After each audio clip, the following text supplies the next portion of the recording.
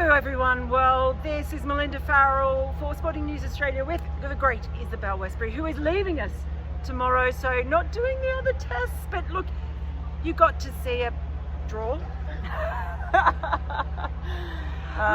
Come for the cricket, stay for the culture and the reception, I think is probably the main takeaway from that test. Yeah, do you know, it just feels like they got everything right. They got so much right with this test. Security, comfort, facilities, the welcome, just you couldn't criticise anything about the tour so far.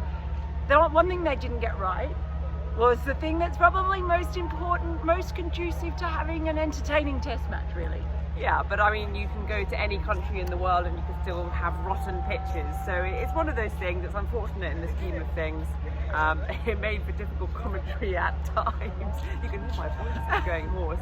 But hopefully it means that it sets up the series quite nicely for a result in 2 matches to go, Karachi, Lahore. It could be quite exciting. I'm quite jealous. I know, well, but it was sort of hard when you go away thinking about who would have been happier at the end of that test match, Australia or Pakistan? Yeah, Pakistan. If you think about the way in Shaheen Shah Afridi bowled on a really difficult deck for the seamers, the fact that they didn't have to bowl 2 innings as well. They got the 6-4 in fact in Noman Ali. They also got, how many centuries did they get? 4 in the end. 4 centuries in all. Australia, despite some good batters, didn't get any. So I think Pakistan will be the happy. Australia will be happy to have played in Pakistan, gone over that kind of hurdle of coming to alien conditions. But I think Pakistan will go in strongly into the next 2 tests, which is good because on paper you could argue that Australia are much stronger. So it makes the series quite interesting.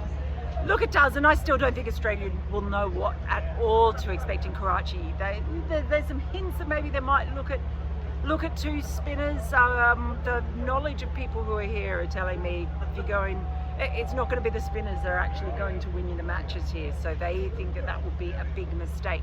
But you know, you're right. Look, Australia at least will have had the run. The thing is about the next test, and I don't know if that's paused recording because I think it's okay. I think it's okay. It's just that it's gone into low power mode.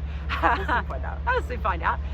The thing is that there's so little time. The teams fly tomorrow. They have 2 days, and then it's back on again. So there'll be lots of tired legs of bowlers, I think, and that's going to be maybe a factor when you look at selections. And very little time to turn around and get ready. Yeah, the one thing as well is I thought actually Australia, despite the circumstances and despite playing those 2 innings in the field, is that actually the seam bowlers didn't bowl all that much. I think the rest of Josh Hazel, I think 7 overs that Mitchell Starc bowled, 5 that Josh Hazel bowled. So they really were quite good in their management.